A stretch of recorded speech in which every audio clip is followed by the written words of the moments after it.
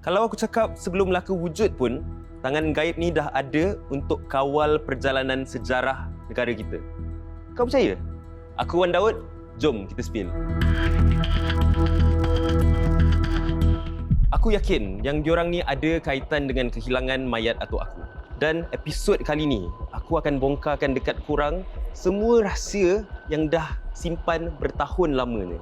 Sebelum Melaka ada empire besar, Kedah tua dah lama wujud. Sekitar kurun ke-2 Masihi sampai kurun ke-14 Masihi. Dan setiap kali satu empire naik, akan ada musuh nak jatuhkan. Musuh ni biasanya hidup dalam bayang-bayang sesebuah negara. Akan muncul satu bayang-bayang yang cuba jatuhkan diorang dari dalam. Bukan tentera, bukan kuasa asing, tapi sesuatu yang bergerak secara senyap.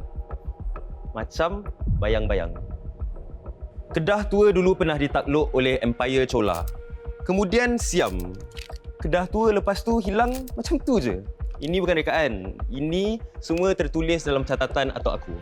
Dan ini bukti sebenar yang wujudnya organisasi bayangan ni. Ini bukan rekaan, ini bukan dongeng. Ini real. Fast forward, 300 tahun selepas Kedah tua, bayang sama muncul lagi.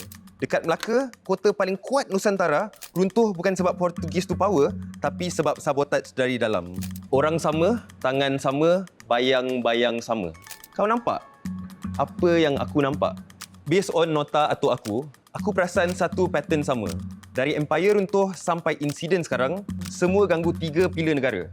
Pemerintah, penguat kuasa, rakyat. Ini strategi diorang untuk pecahkan segitiga kuasa. Bila segitiga ni runtuh, inilah mulanya kacau bilau yang bukan biasa-biasa. Percayalah cakap aku, ini tanda perang nak mula. Perang yang dah lama terjadi dekat Malaysia ni. Dah 700 tahun dah berjalan. Dalang, siapa? Diorang tak ada rekod. Tapi kesan diorang ni mesti ada dalam setiap pemberontakan, setiap huru-hara, setiap kacau bilau. Mesti ada. Dan inilah bayang-bayang yang dikatakan sebagai tangan gaib. Setiap kali benda ni berlaku, diorang ni mesti ada. Dan satu perang besar yang akan datang tak lama lagi dan kita semua kena bersedia. Aku buat semua benda ni, segala siasatan ni sebab aku nak cari siapa yang curi mayat atuk aku. Dan dalam episod seterusnya, aku akan tunjukkan. Dan aku akan rungkaikan siapakah tangan-tangan gaib di sebaliknya. Kau nampak? Apa yang aku nampak? Wan Daud, logging out.